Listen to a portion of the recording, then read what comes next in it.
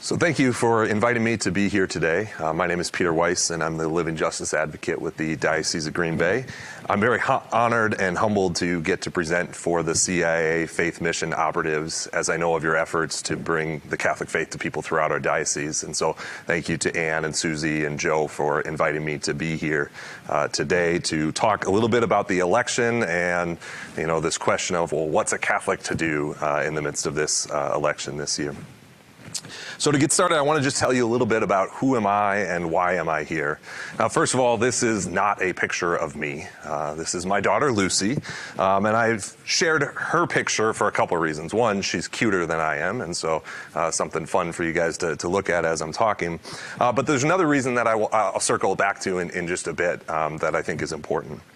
So as I said, I'm the Living Justice Advocate for the Diocese of Green Bay. And my role, or part of my role, is to share Catholic social teaching. Catholic social teaching focuses on how we are to live our faith in the world. What does it mean to live in society in relationship to other people? And how do we bring our faith into the world, which is part of what we are called to do as Christians. As Catholics, we do have this responsibility to be active in our communities, to be engaged in what's going on, and as I said, to bring our faith to that. And one of the primary ways we do that is by getting involved in political life, and in particular through voting. Now, as you all know, there's an election coming up in a couple of weeks, and for many of us, this might lead to groans, and we might be just waiting, counting down the number of days until there's no more debates and no more ads, and I'll be honest, I'm feeling that as well. But we also need to remember that voting is a fantastic right. It's something that we don't want to take for granted. There's still many people throughout our world today, and certainly throughout history, who have not had the right to vote. And so it's important that we take this right seriously, and that we approach voting with a clear conscience. So, as with all rights, there come great responsibilities, and our faith is called to influence how we approach these issues. So part of this means that we need to recognize as Catholics that we don't just vote for ourselves. We vote for other people. We vote for even future generations at times. And that's why, again, I wanted to include Lucy here. She's my youngest daughter, and as I'm approaching this election, I have to think not only about what's good for me, but what's good for all of society, and in particular, what's good for my children who 10, 15, 20 years from now will be being affected by the choices that we're making today. So in this presentation today, I want to unpack how we can do all of this, how we can navigate some of the challenges of voting as Catholics, of participating in political and public life as Catholics. To do this, I'm going to utilize the document Forming Consciences for Faithful Citizenship from the United States Conference of Catholic Bishops, and in a little bit, I'll tell you more about that document. Before I get started, though, I always like to give a few disclaimers to my audience, and so I want to share a couple things. First of all, I think it's important that I am not an expert in this stuff. Yes, this is my job, and I take that seriously, and I want to make sure that I am rooted in what the documents and what the Church teaches. But in many ways, I'm a Catholic like all of us who's trying to navigate this challenging time, and I'm certainly not perfect. I don't have all of the answers, and I don't stand before you today to tell you, here's what you must do, and you must be more like me. I simply stand here to say, here's what the Church teaches, and here's how I understand it, and how we can hopefully try best to live it in these coming days and weeks. I also want to tell you, and this is true with most of the presentations that I give, that I'm a little bit nervous. I think there's always that nervous energy, and I think that comes from knowing that what I want to share today is important. At the same time, I'm nervous because I have to talk about politics in this presentation. There's no way to avoid that. And talking about politics is never easy, especially with people that I don't know. And so that's part of what this presentation is going to be. With that said, this is not a partisan presentation. Catholic teaching is not partisan, and no political party fully encompasses the Catholic faith. Frankly, if I'm doing my job well today, some of what I say might upset Republicans or people on the right or conservatives. And some of what I might say might upset Democrats or liberals or the left. Again, I think if I'm doing that, I'm doing my job well, because that means I'm sticking with what the Church teaches, which doesn't align perfectly with either ends of the political spectrum. It's possible, of course, that people will listen to this presentation and you'll try to categorize my political leanings based on what I say. And certainly I can't stop you from doing that, but again, I want to say that my focus in this presentation is on sharing the church's teaching. So with all of that said, and with the task that's before us, I always like to start with a brief prayer. And so I just want to pause for a moment as we begin this presentation. Come, Holy Spirit, fill the hearts of your faithful and enkindle in them the fire of your love. Send forth your Spirit, and they shall be created, and you shall renew the face of the earth. Amen. So, as I said, the focus for the conversation today, the foundation, I should say, for the conversation today is this document, Faithful Citizenship, or Forming Consciences for Faithful Citizenship. This document has been around in some form since 1976, and it's updated and revised every 4 years. The current version of it was passed at the United States Conference of Catholic Bishops meetings last November, and there were no major changes to the text of the document, but there was the addition of an introductory letter. In the document, the bishops state what the purpose of it is. As they say, and I've quoted here, "In this statement, we bishops do not intend to tell Catholics for whom or against whom to vote. Our purpose is to help Catholics form their conscience in accordance with God's truth. We recognize that the responsibility to make choices in political life rests with each individual in light of a properly formed conscience, and that participation goes well beyond casting a vote in a particular direction." So this is the goal that the bishops have in mind in issuing this document, and that's what I'm going to try to convey to you today. Not to tell you who to vote for or who to vote against, but to say how are we supposed to approach this election, and for that matter, how are we supposed to approach all aspects of political life. Now, the document itself is broken up into 3 parts. Part 1 is on Catholic teaching and political life. Part 2 is Catholic teaching and major policy issues. And Part 3 are some goals that the bishops lay out for Catholics in political life. The focus of the presentation today is primarily going to be on Part 1. And the reason I do that is that Part 1 really lays the foundation how the bishops tell Catholics to approach voting, to approach political life. And I think if I convey that approach well that they lay out in Part 1, then naturally you're going to want to read Parts 2 and Part 3, because that will be part of your task as you prepare to vote in the upcoming election. Now, as I get started, there's a key point that I want to make. And in some ways, I would say if you don't remember anything else from this presentation, this is something important to keep in mind. Voting as a Catholic is a matter of conscience. Now, this is good news in many ways, right? If voting is a matter of conscience, it means that I get to make the decision, right? I get to decide ultimately who I'm going to vote for. Nobody else can tell me how I have to do that or can't do that. At the same time, this is kind of bad news, or at least maybe a little bit we should take seriously, right? Because if voting is a matter of conscience, it means that I am responsible for my votes. It means that I can't expect somebody else to tell me what to do. It means that I have to take ownership. And I believe, and I don't say this to be dramatic, but I believe that one day when I die, I will stand before God and I'll have to answer for all sorts of things in my life, including the votes that I made. And so that puts that responsibility on me. But ultimately, voting is a matter of conscience for us as Catholics. And again, that's both a good thing, but it also means that we need to take this seriously. So with that, I want to get into the document itself. Now, there are 4 key questions that make up Part 1. And so I want to just spend some time going through each one of these questions, some in a bit more detail than other. The first question is, why does the church teach about issues affecting public policy? Why does the church get engaged in this? Certainly, I would argue that it might be easier for the church to stay out of these issues. So why do they do this? Well, the first reason that they do this is that this is part of our identity as the church.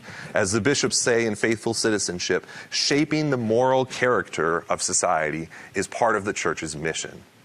This is part of who we are. Again, we are called to bring our faith, not to keep it as a private thing, but to bring it into the world. Secondly, we do this because we believe certain things about human beings. First, we believe that human beings are sacred. They're made in God's image, and this means that every human being has dignity. This is the core of the church's moral and social teaching, and thus must be brought forth into the public arena. At the same time, human beings are social. We find our identity in relationship with others. I remember several years ago being at Mass, and the priest gave a homily, and he said, "No one goes to heaven or hell alone. We take others with us." And so this is part of who we are as human beings, as we are social creatures. So it's not enough for us to just say, well, I'm just going to worry about myself. We're called to engage in this. And so the church says because that's part of our identity, because we are sacred, then we ought to be engaged in promoting what we call the common good. A third reason that the church gets involved in these issues is that the Constitution of the United States gives us the right to do so. It gives us the right to proclaim our values in the political arena. Now, you probably know about the separation of church and state. And often we think, well, that means that church and state aren't supposed to be connected. And there's some truth in that. But it also gives people the freedom to practice their faith and the ability to bring that faith into the public square. Now, it's important to note, of course, that everybody has that same right. And so while we want to bring forth our values into the public square, there are others who have the right to bring their values into the public square. And so we want to bring these things forth. This is part of our right, but we shouldn't expect that the United States government is going to just look like the Catholic Church, because we're a multicultural, multifaceted society. The fourth reason that the church engages in these conversations about public policy, gets involved in political life, is that it has certain assets and things that can help in this conversation for the public. The church has a strong history of moral teachings rooted in Scripture and tradition that tell us what it means to be human and the keys to human flourishing. And that wisdom should be shared. It should be shared and should have an impact on the way that society functions. At the same time, the church has centuries of experience in serving others, whether it's the development of hospitals, schools, orphanages, and which have evolved into foster care programs and adoptions. The church has a lot of experience in reaching out and serving people in need, and that experience should influence the way that society operates today. So for all of these assets that they bring and all of these other reasons, the church says it's important that as Catholics that we are engaged in the world and in political life. The second question that we get into is who should be engaged in this work? Who in the church should participate in political life? Well, the short answer to this is everyone. Every single one of us, by virtue of our baptism, is called to participate in political life. This is a moral obligation. And while we may not think of it in this way, in some ways it's no different as our obligation to go to Mass each weekend. In fact, at the end of Mass, we are told to go forth and to live the gospel in the world. Right? This is an obligation for who we are to be engaged in our society, to be engaged in public or political life. We also do this to model our lives after Christ. Now, you might think of Jesus and, kind of resisting some of the political controversies and issues of his day. And while there's truth to that, he was never afraid to be, to take on the issues that were prevalent in his society. He didn't run away and try to hide from this. And so we want to model ourselves after that. So all of us are called to participate in political life. But it's important to remember that when we get involved in political life, we shouldn't do this as, quote unquote, politics as usual. Too often today, we see our society that is hyper-partisan. And frankly, we see that in the church as well. But really, that's not the way we're supposed to approach political issues. Our moral convictions ought to come before our political parties.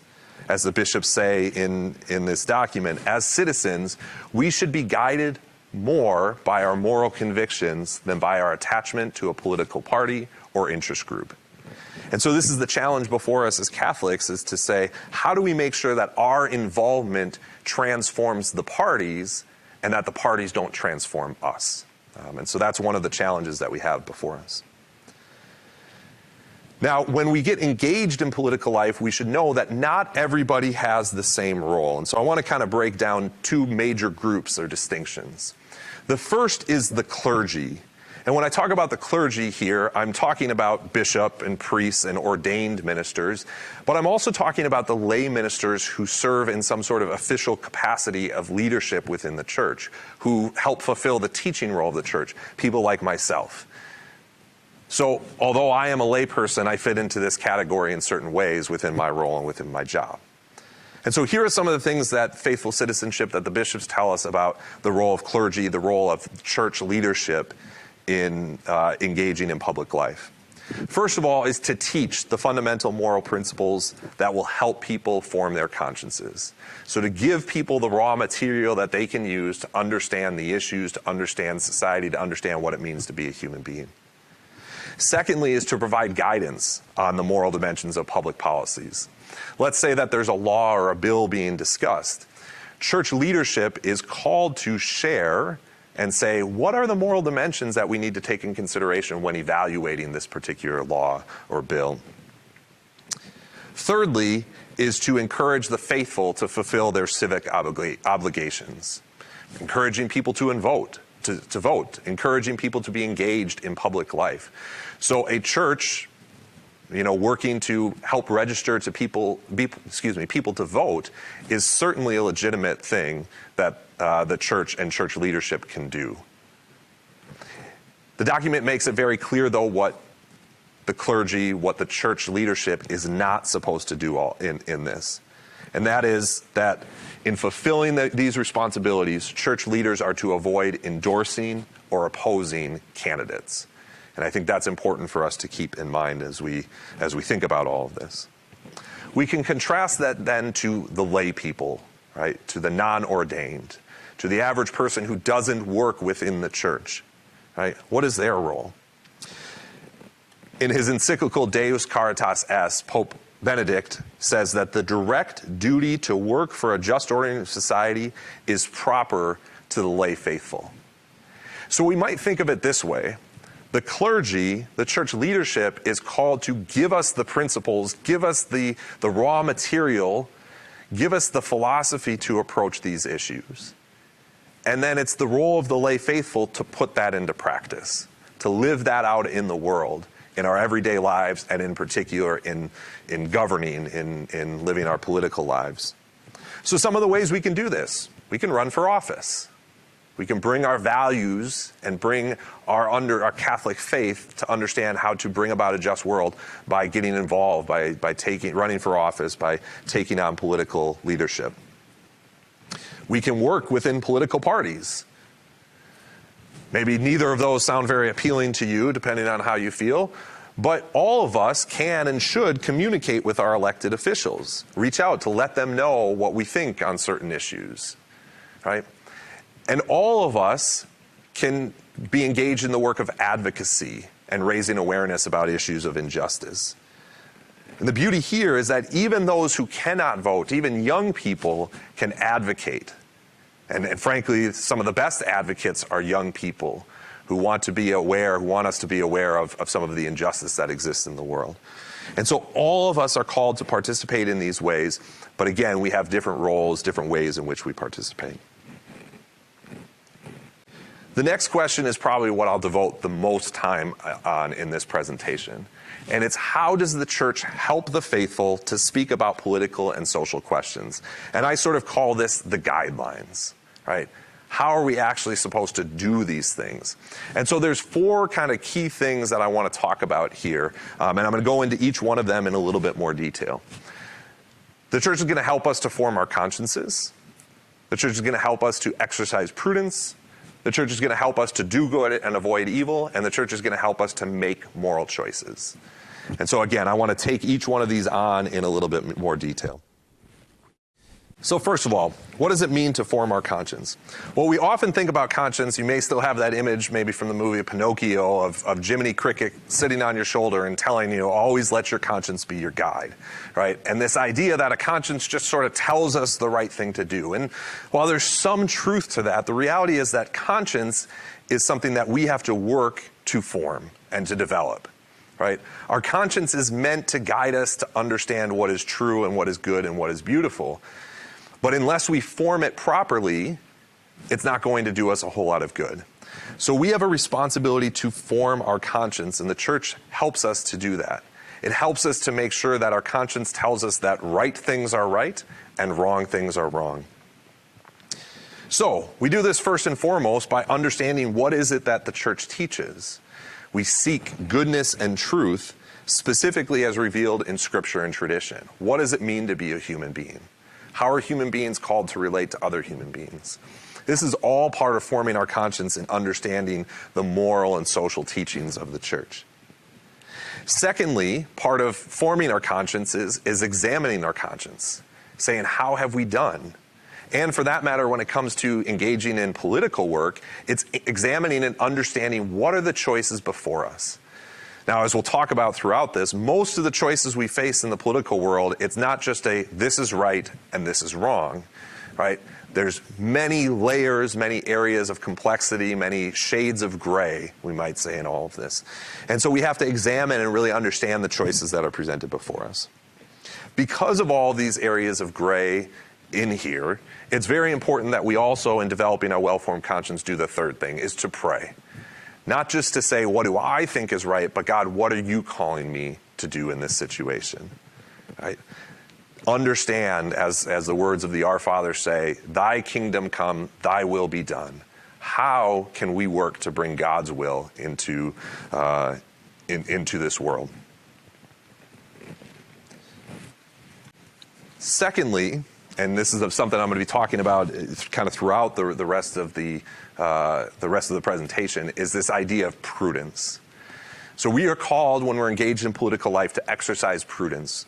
Prudence is the virtue that helps us to choose among competing priorities, right? To choose among several different goods that exist. This helps us to decide, how do we navigate through some of those gray areas? What do we prioritize? And so I've shared here a quote from Faithful Citizenship. Catholics may choose different ways to respond to compelling social problems, right? So let's take an issue like hunger. Catholics can choose different ways to try to tackle that issue of hunger, right? That's where prudence comes in, where we can sort of choose, okay, what should be prioritized in all of this? But prudence doesn't give us a right to say, well, we can put whatever we want at the top of that priority list, right? As it goes on, we cannot differ on our moral obligation to build a more just and peaceful world through morally acceptable means. In other words, again, when we look at that issue of hunger, we cannot simply say, oh, we're not going to worry about this group of people over here. We're going to just make sure that this group of people are fed. No, we need to take all people into consideration so that, as it goes on, the weak and vulnerable are protected and human rights and dignity are defended. So we are called to exercise prudence. We're called to look and be able to balance among competing priorities. But in doing that, we need to remember some of those fundamental core truths that we all need to work for. Which brings us to the next thing that the church is going to help us to do, which is to do good and avoid evil when engaged in political life, when dealing with social issues. Now, the church has always held that there are certain things that are intrinsically evil. These are actions that are always opposed to authentic human good.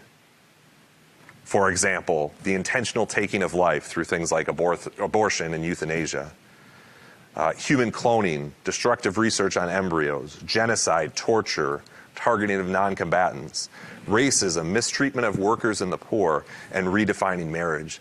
These are all examples of things that the church says are by their nature evil. And as Catholics, we are called to oppose policies that promote intrinsic evils. That alone, though, is not enough. It's not enough just to simply avoid evil. We are also called to seek the good. This comes in responding to the needs of our neighbors and ensuring their basic rights. Rights for things like food, shelter, healthcare, education, and work. So again, while it's extremely important that we avoid policies that are evil, we also have to work to promote policies that are good. Now, we live in as I've talked about before, we live in a multicultural, multifaceted society, which means that the laws that exist in our country don't always reflect what our Catholic faith teaches. And so, naturally, there are going to be laws that are morally problematic, right? Take the issue of abortion. Abortion is legal in this country. Now, when we encounter those morally problematic laws, we are called to work to overturn them. But it should be noted that the bishops tell us that it is permissible to take intermediate steps to try to address these problems. So, for example, taking steps that would reduce the number of abortions, perhaps by limiting it to certain times in the pregnancy or certain circumstances or situation, those are all permissible things for Catholics to work towards, provided that they always remain committed to the goal of protecting all human life. So in this case, to getting rid of abortion altogether, making that something that is no longer legal. So the church says that this is something that we can do, is take these intermediate steps. But again, the commitment always has to be to the full protection of human life. Again, something I've said before and I'll be reiterating, in all of this, prudential judgment is required. In particular, it's required in matters that don't violate human life. Now, often on policy issues, the church will offer its guidance. It will offer its wisdom on how we should understand a particular policy issues. And as Catholics, we have a responsibility to take that view of the church very seriously. It's not just one opinion among many. At the same time, it does not carry the same weight. It's not binding in the same way a universal moral truth would be binding.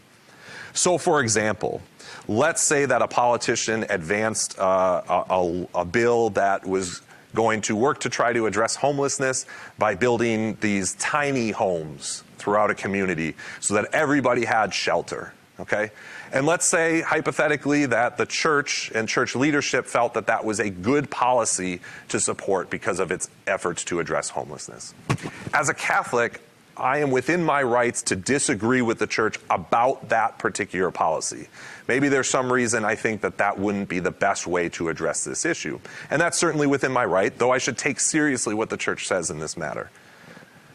But what I'm not allowed to do, so to speak, is to act as though shelter isn't a basic right of all human beings. So while I might disagree with the church on a particular policy issue, I still have to understand that fundamental moral truth that everybody has a right to shelter. Now, up to this point, I've been talking kind of more generally about how we are to be engaged in political life, broadly speaking. This last part of this question of how the church can help us, I want to talk specifically about voting. How do we make moral choices and the challenge that we face in voting? Again, I think it's really important to remember that voting, by its nature, is a matter of prudential judgment. Now, that doesn't mean we just get to decide on anything, that it's just up to whatever we feel like, but to understand that when we vote, unless it's something like a referendum, and even then usually it's not as cut and dry as voting for this is evil and voting for that is good, but especially when we vote for candidates, what this really amounts to is a bet. We're saying, who do we think is most likely to promote the values that my well-formed conscience tells me to prioritize? And what this means is that when we vote for a candidate, that does not automatically mean that we vote for every policy that that candidate stands for, or every policy that that candidate stands against, or that their party stands for. We have to be able to understand that distinction. So ultimately, again, this is a matter of prudential judgment. We have to make the decision based on taking into consideration all sorts of factors. But I want to talk about a couple factors in particular that are important. The first is that in doing this, in voting, we are called first and foremost to oppose intrinsic evils. Right? The bishops talk about Catholics cannot vote for a candidate who supports a policy that is intrinsically evil. But they don't stop there. Right? Again, voting is not just saying I vote for everything that this person stands for. So it says, Catholics cannot vote for a candidate who supports a policy that is intrinsically evil if the voter's intent is to support that position. So again, for example, if there was a candidate who as part of their policy wanted to expand euthanasia and assisted suicide, that's an intrinsic evil. And on the one hand, the church would say, that's probably not a candidate I should support. But they give this caveat to say that if my goal is to support that expansion of euthanasia and assisted suicide. If, on the other hand, there's other reasons that I'm supporting that person, or there are other reasons not to support a different candidate, those things are legitimate. And as it says, to give kind of a fuller explanation of this, there may be times when a Catholic who rejects a candidate's unacceptable position, even on policies promoting an intrinsically evil act, may reasonably decide to vote for that candidate for other morally grave reasons. So what does this mean? Again, when we vote for a candidate, we're not simply saying we agree with every one of their positions. And of course, the reality is that we have to choose between candidates, and not every candidate, most candidates aren't perfect. And so we're going to have to kind of choose between competing priorities in all of this. And the church is saying, the bishops are saying, that there may be a situation in which a candidate promotes an intrinsically evil act, let's use again euthanasia or assisted suicide, that a voter in their good, well-formed conscience would decide that there are morally grave reasons to vote for that candidate anyway, knowing that they're not voting for them because they support euthanasia and assisted suicide. Now, what do we mean by these morally grave reasons? Well, I can't give you, hey, here's what these all look like, right? But perhaps maybe somebody thinks, well, it's very unlikely that even though I'm supporting that candidate, that euthanasia and assisted suicide is actually going to expand. And on the other hand, this candidate supports some really important things that I stand for that I think they are more likely to be able to do. Or perhaps the other candidate supports an intrinsic evil that maybe there's a greater likelihood is going to happen. These are all things that we have to take into consideration. But again, these are for morally grave reasons, not just as an excuse to promote party or to ignore church teaching about evil. And I'll just share with you kind of the way that I think about this. And I said this earlier. Ultimately, I believe that when I die, I'm going to have to stand before God, and I'm going to have to say, here's why I made the various decisions I made in my life, including how I voted. And it's possible God might say to me, hey, I noticed you voted in 2020, you voted for this candidate who supported an intrinsic evil. Can you tell me why you made that decision? And so as I'm approaching this election or any election, if I run into a situation like this, I want to be thinking to myself, do I honestly truly believe that I can stand before God and say these are the very legitimate, grave reasons why I chose to do this? And if I can, then I would say, okay, then I can proceed forward with that vote. Now, it's important to note, in all of this, that as we're using our prudential judgment and deciding who to vote for or against, again, we want to oppose intrinsic evils. But a candidate's opposition to those intrinsic evils isn't enough to say we're going to be lazy in our analysis of the rest of their positions, especially positions on human life. This is another way of saying that Catholics should not be single-issue voters. We should look at the totality of a platform. We should look at the totality of what a candidate is proposing. At the same time, just because we're not single-issue voters doesn't mean that certain issues don't rise to a higher level or a higher degree. We do give more weight to intrinsic evil. We do give more weight to direct attacks on life. And that's something we must take seriously as we're approaching this and any election. In particular, in the document, the bishops make very clear that abortion and other attacks on life are noted as preeminent issues by the bishops. Okay? Abortion in particular, because of the number of lives that are taken, because of the ways that it attacks the truth of what it means to be a family, and because it's part of the law of the land. These are reasons that the church says we need to take these things seriously. We need to take them in some ways more seriously than some other issues. But again, we don't then resort to being single issue voters. We still need to look at these things across the range of issues. Now, we may find ourselves, especially in our country where the two major political parties, as we'll talk about, certainly don't align perfectly, we may find ourselves in a situation where all candidates for an office support an intrinsic evil. And in that case, voters may take the perhaps more extreme step of choosing not to vote in that particular race, saying that there's just simply no candidate that I can in good conscience vote for. Or the church says it's also for them legitimate for somebody to vote for the candidate, and this is a direct quote, deemed less likely to advance such a morally flawed position and more likely to pursue other authentic human goods. So again, if both candidates are supporting some sort of intrinsic evil, we can legitimately vote for the one that we think is less likely to advance that evil and more likely to choose other goods and support other goods.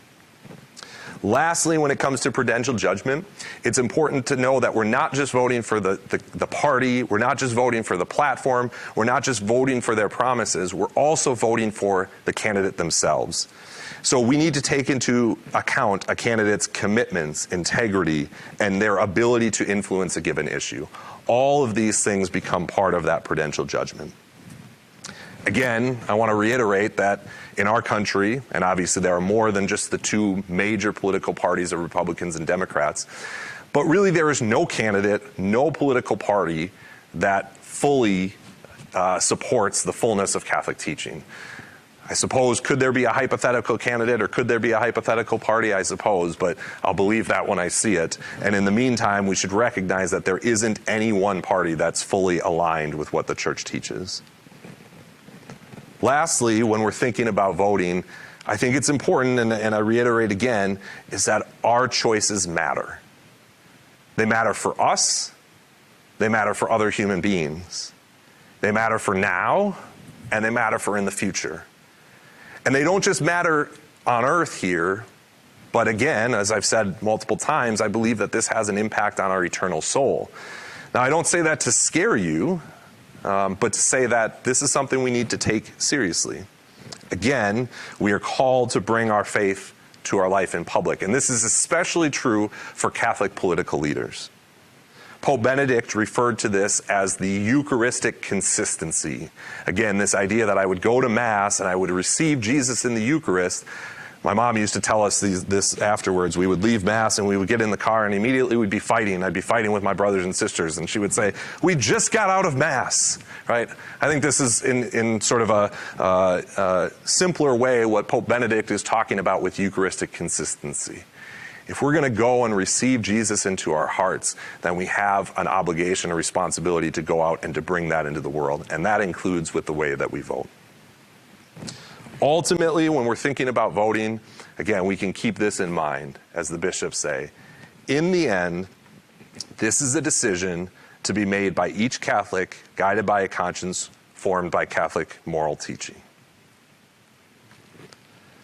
The last question of part one has to do with the social teaching of the church and how that should be brought about into the public square. There are four main principles that we talk about when we talk about Catholic social teaching. And again, Catholic social teaching is the church's wisdom on how we are to bring our faith to life in the world. We ought to use these four principles to examine candidates, to examine policies, and to try to understand how does this align with my Catholic faith. It's important to note that these principles are not partisan. They are fundamental, common, universal principles. And so that's what we want to look at. So I want to just talk about these four real briefly. The first is the dignity of the human person, which we've touched on already. Human beings are sacred. And so this principle is the core of all aspects of Catholic social teaching. So because of this, as we've talked about, we must oppose attacks on human life, things like abortion, euthanasia, assisted suicide, cloning, in vitro, and destruction of human embryos. At the same time, we must oppose attacks on human dignity, which really become the basis for attacks on human life. So attacks on human dignity like torture, unjust war, genocide, racism, and human trafficking. So human dignity is the core of what we believe as Catholics and how we bring our views into the social arena. The second teaching is one that maybe we're not as familiar with. It's called subsidiarity. Subsidiarity is the principle that larger groups should not interfere with the proper roles of smaller groups, and that larger groups should protect what smaller groups cannot. Another way of saying this is that problems should be addressed at the lowest possible level. So if it's something that a family can address, they should be allowed to address that on their own. If it's something that the local government can address, they should be allowed to address that on their own.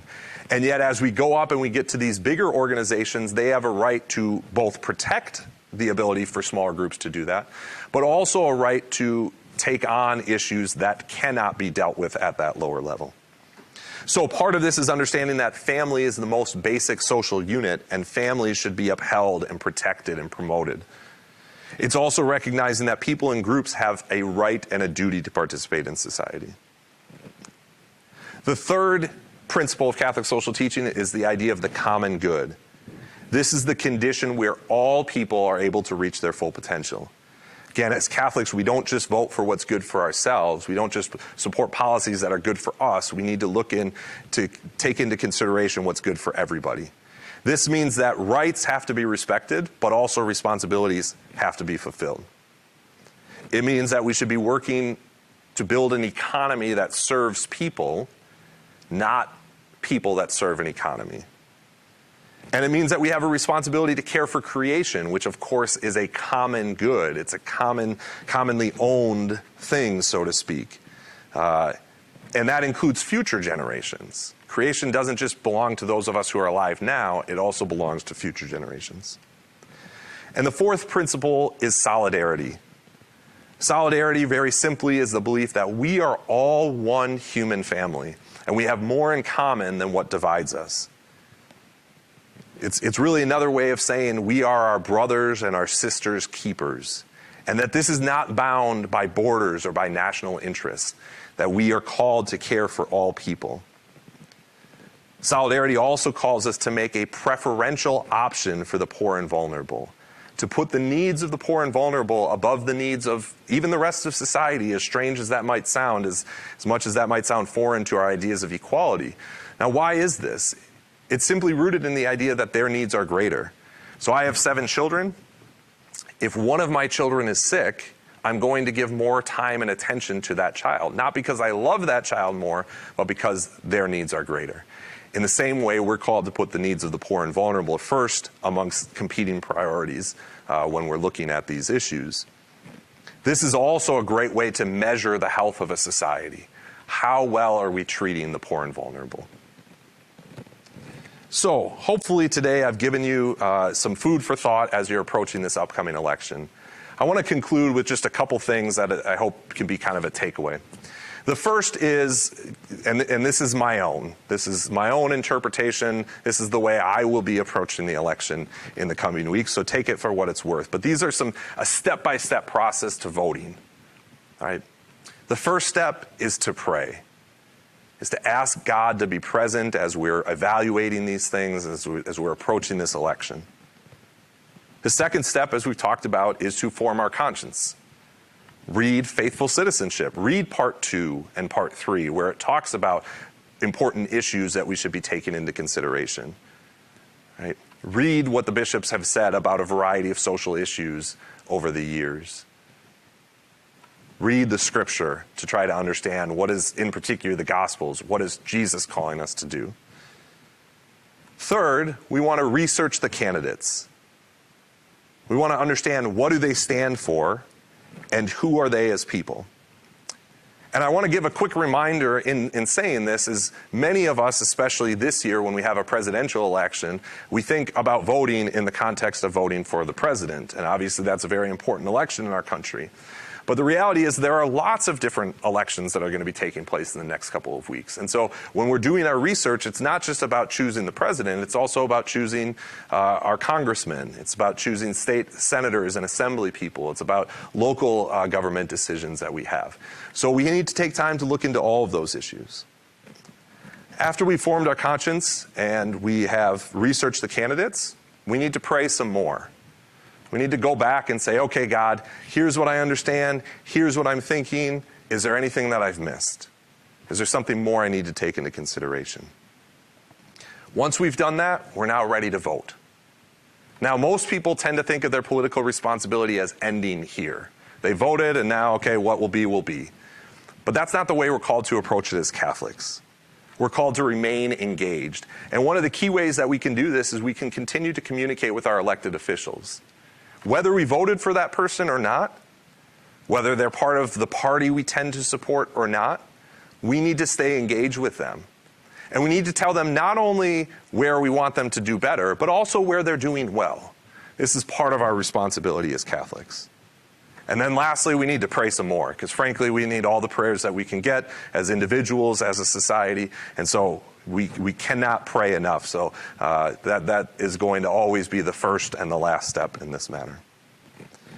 The second thing I want to leave you with is a program that the bishops put together within the last year. Again, as we've talked about, our society has become hyper-partisan, very divisive.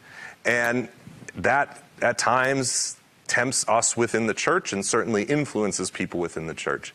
And the bishops have asked us to rise above that, in particular as Catholics. And so they have an initiative called Civilize It. Essentially, they're asking people to take a simple pledge to be civil as we approach the upcoming election. Now, the election's coming up in a couple weeks, and you may be thinking, well, it's too late to take this pledge. But first of all, there's still time to commit to remain civil in the lead up, but as importantly in the aftermath of the election. Again, things are going to continue to unfold in the weeks and the months ahead, and of course we'll be faced with similar choices in the upcoming years. So this commitment to civilize it, to be civil, is something that we can do at all times. So if you want to take the pledge, you can go to civilizeit.org. You can read more about it. You can find more resources about it, and to make this commitment to say, as Christians, as Catholics, let's rise above some of the partisanship that exists.